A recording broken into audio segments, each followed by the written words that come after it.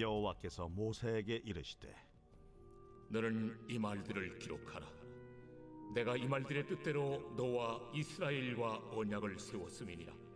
모세가 여호와와 함께 40일 40야를 거기 있으면서 떡도 먹지 아니하였고 물도 마시지 아니하였으며 여호와께서는 언약의 말씀 곧 십계명을 그 판들에 기록하셨더라.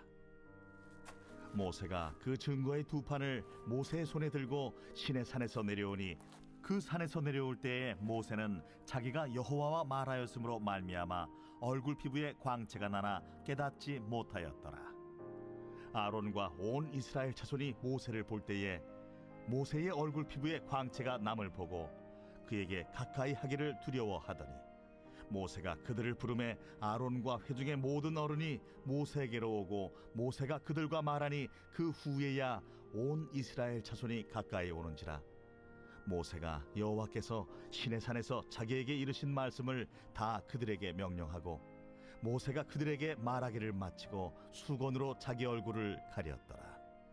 그러나 모세가 여호와 앞에 들어가서 함께 말할 때에는 나오기까지 수건을 벗고 있다가 나와서는 그 명령하신 일을 이스라엘 자손에게 전하며 이스라엘 자손이 모세의 얼굴의 광채를 보므로 모세가 여호와께 말하러 들어가기까지 다시 수건으로 자기 얼굴을 가렸더라.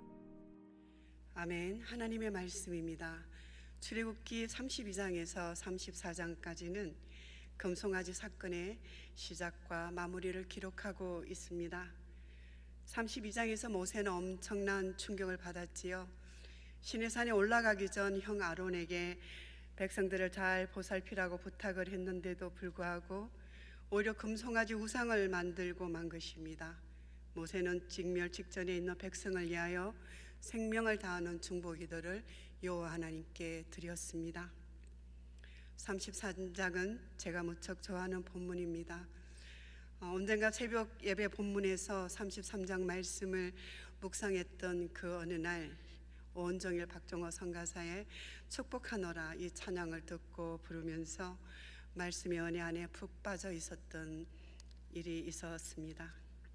여호와 하나님은 언약하신 대로 이스라엘 백성들을 약속의 땅으로 보내셨지만 함께 가지는 않겠다고 하시자 모세는 젖과 꿀이 흐르는 땅을 이스라엘에게 주신다 해도 하나님이 함께 하시지 않으시면 아무런 의미가 없다고 말하면서 진정 자신이 주의 목전에 은총을 입었다면 이 족속을 주의 백성으로 여기시고 은총을 베풀어 달라고 끝까지 여호와 하나님의 마음을 붙듭니다.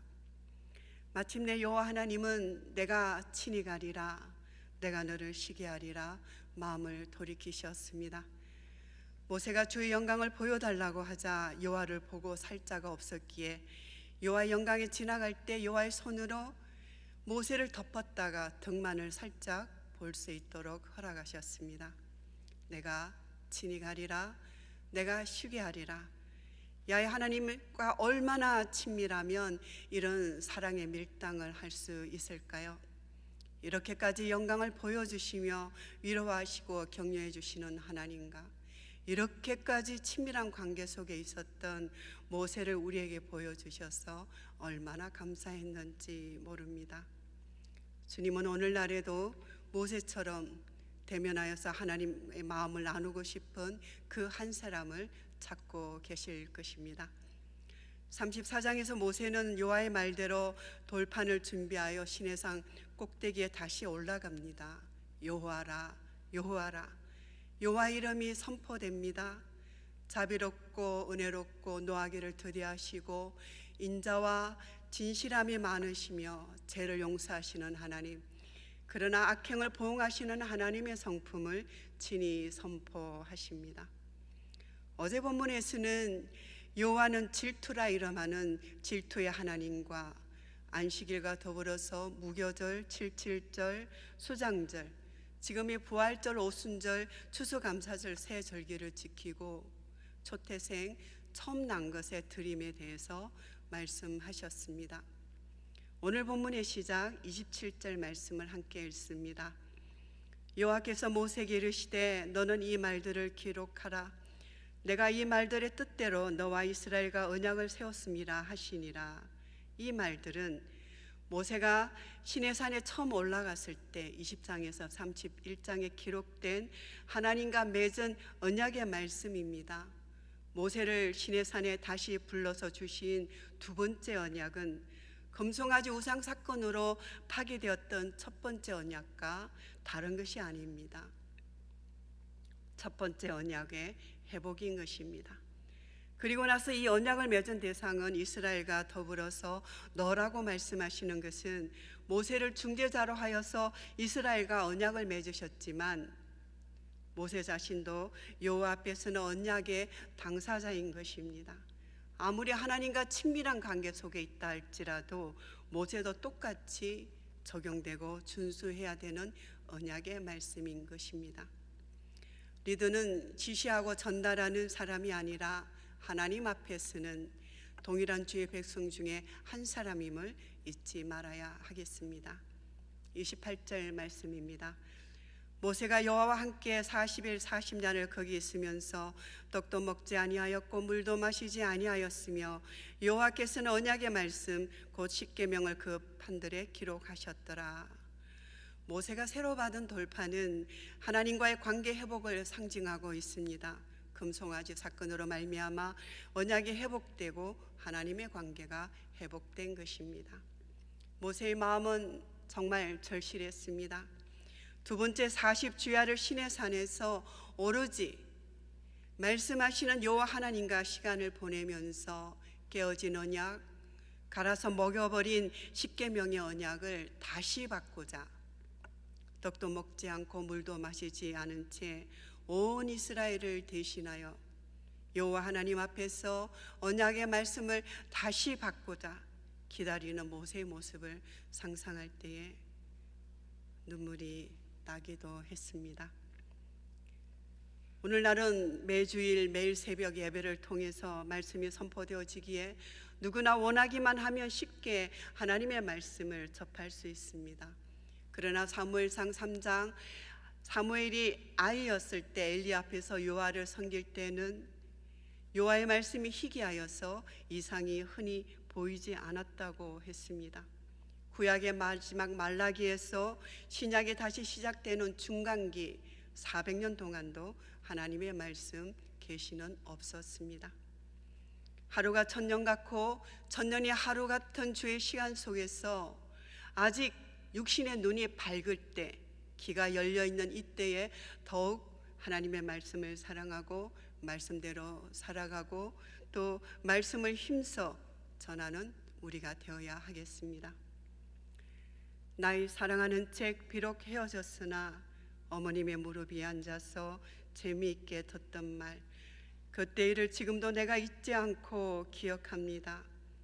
예수 세상 계실 때 많은 고난 당하고 십자가에 달려 죽으심 당한 일, 어머니가 읽으며 눈물 많이 흘린 것 지금까지 내가 기억합니다.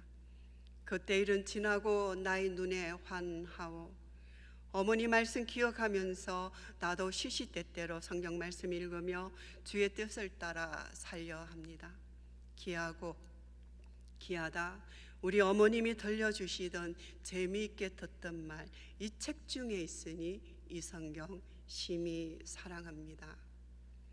이 찬양을 부를 때마다 신앙의 유산에 대한 감사와 또 그렇게 다하지 못한 후회와 그리고 다시 소망 가운데 살아갈 것을 기쁨으로 생각하며 가슴 뭉클한 만감이 교차되기도 하지요. 우리는 하나님의 말씀을 받을 때에 얼마나 간절한 마음으로 말씀을 받고 있는지요. 하나님 말씀의 소중함을 인식하여 간절한 마음으로 하나님의 말씀을 받으면 그 말씀은 우리 안에서 살아 역사하여 우리로 역동적인 삶을 살도록 이끌어갈 것입니다. 오늘날 교회 회복은 성도 한 사람 한 사람이 하나님 말씀의 뜻대로 살아갈 때 이루어질 것입니다. 오늘 본문 29절부터 35절까지는 많은 분량이 모세의 얼굴의 광채에 대해 말씀하고 있습니다. 본문 속에서 여러 가지 질문을 할 수 있습니다. 모세의 얼굴에서 광채가 왜 났을까? 광채는 무엇을 의미할까? 모세는 왜 수건으로 얼굴을 가렸을까? 본문에서 분명하게 말해 주는 것은 모세의 얼굴이 어떻게 광채가 났는지 29절에서 알려줍니다. 함께 읽겠습니다. 모세가 그 증거의 두 판을 모세의 손에 들고 시내산에서 내려오니 그 산에서 내려올 때에 모세는 자기가 여호와와 말하였으므로 말미암아 얼굴 피부에 광채가 나나 깨닫지 못하였더라. 모세는 하나님과의 깊은 교제의 흔적으로 얼굴에 광채가 났습니다. 이것은 하나님과의 깊은 교제의 열매이기 때문에 모세의 얼굴에 서린 영광의 광채는 하나님 영광의 그림자요, 하나님과 교제를 나눈 보증, 요즘 말로 말하자면 인증샷이 모세의 얼굴에 나타난 것입니다. 모세는 자신의 얼굴에 나타난 영광의 광채로 말미암아 또 이스라엘 백성들이 믿음으로가 아니라 보이는 것으로 하나님을 믿게 될 것과 자신에게 나타난 하나님의 영광이 자칫 개인에 대한 숭배로 이어질 것을 염려해서 그 영광을 수군으로 가리는 성숙한 신앙의 면모를 보였습니다. 모세가 보이지 않자 금송아지를 만들어 우상의 길로 빠져버린 뼈아픈 사건을 기억하고 있었기 때문이지요. 30절 말씀입니다. 아론과 온 이스라엘 자손이 모세를 볼 때에 모세의 얼굴 피부에 광채가 남을 보고 그에게 가까이 하기를 두려워하더니. 왜 두려워했을까요? 지도자 모세가 하나님을 만나서 교제를 나눴다는 증거, 인정샷을 가지고 돌아온 사실은 이스라엘 백성들에게 용기를 더해주는恩총이었을 것입니다. 그럼에도 불구하고 죄로 말미암아 심성이 굽은 자들은 두려워할 수밖에 없었을 것입니다. 35절 말씀입니다. 이스라엘 자손이 모세의 얼굴에 광채를 보므로 모세가 여호와께 말하러 들어가기까지 다시 수군으로 자기 얼굴을 가렸더라.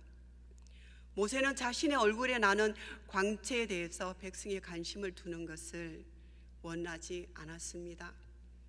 자신의 얼굴에 광채가 나는 것도 하나님의 말씀으로 인한 것이고 자신이 하나님을 만나게 된 것도 말씀을 백성에게 전가하는 사명을 위한 것이었기 때문에 모세는 너무나 잘 알고 있었습니다. 모세는 사명에만 충실하였고 그 사명을 감당함으로 자신에게 생기는 다른 부수적인 일에 대해서는 관심을 갖지 않았습니다. 교회에서 사역을 감당함에 있어서 섬긴 것 자체보다 다른 사람에게 평가와 인정에 관심을 가지고 있다면 조심해야 합니다. 하나님의 사명을 감당함에 있어서 다른 사람들의 관심을 스스로 차단하는 지혜와 경계를 가지는 것은 자신도 살고 연약한 다른 사람도 살 수 있는 피차간의 영적인 거만과 교만에 빠지지 않는 안전장치가 될 것입니다. 코비드로 오랫동안 온라인 예배를 드리면서 스크린으로 얼굴과 이게 상반체만 시선에 집중을 하다 보니까 말씀 전하시는 목사님들의 보이는 헤어스타일에 아이고 머리카락 두 개가 빗조각에 올라갔네, 와이셔츠 넥타이가 양복 색상과 분위기가 어울리지 않네, 안경을 좀 조금 올리시지 등등 보이는 외모에 지나친 관심과 시선을 두다 보면 하나님의 생명의 말씀이 여러분의 마음을 뚫고 마음판에 새겨지도록 집중하지 못하고 놓쳐버리게 되고 말 것입니다. 여러분은 보이는 것에 집중하십니까? 마음의 시선을 보이지 않는 하나님의 말씀의 빛으로 가져간다면 하나님의 임재 안에 반드시 머무를 것입니다. 우리를 구원하시고자 이 땅에 육신을 입고 오신 예수님은 습관을 따라 새벽 미명 한적한 곳을 찾아가셔서 아버지 하나님과 기도하시며 깊은 교제를 나누셨습니다. 십자가에 오르기 전에는 겟세마네 동산에서 땀이 핏방울이 되듯 아버지께 간구하셨을 때 천사가 와서 도왔다고 성경은 말씀합니다. 우리들도 영광의 빛 안에 하나님의 말씀 뜻대로 살아가려면 예수님이 보여주신 본을 따라 습관적으로 하나님과의 만남의 시간을 지속적으로 가져야 할 것입니다. 하나님과 교제하는 시간을 소중히 여길 때 마침내 하늘의 능력을 덧입게 될 것입니다. 고린도후서 4장 6절을 함께 읽고 오늘 말씀을 마치도록 하겠습니다. 하나님께서 예수 그리스도의 얼굴에 있는 하나님의 영광을 아는 빛을 우리 마음에 비추셨느니라. 아멘. 하나님의 임재하심을 경험하는 것이 성도가 누리는 최고의 복입니다. 오늘 이 하루도 하나님의 영광의 빛 안에서 말씀의 뜻대로 살아가시길 주님의 이름으로 축복합니다. 기도하시겠습니다. 주님, 우리는 하나님의 말씀의 빛, 영광의 빛 아래 습관적으로 지속적으로 오래 머무르지도 않으면서 모세처럼 빛나는 광채만을 원하는 탐심이 숨어 있습니다. 성령님, 이 시간 주님의 궁일하심을 받고 때를 따라 돕는 은혜를 얻기 위하여 은혜의 보좌 앞으로 담대히 나가게 하시고 주님의 임재 속에 머무르는 시간이 지속되도록 우리의 연약함을 도와주시옵소서. 예수님의 이름으로 기도드립니다. 이제는 우리 주 예수 그리스도의 은혜와 하나님 아버지의 사랑하심과 성령님의 내주 충만하심이 하나님의 말씀의 빛, 영광의 빛 아래 오래 머물러 말씀의 뜻대로 살아가기를 소망하는 주의 백성들 위해 이제로부터 영원토록 함께 하시기를 간절히 축원합나이다. 아멘.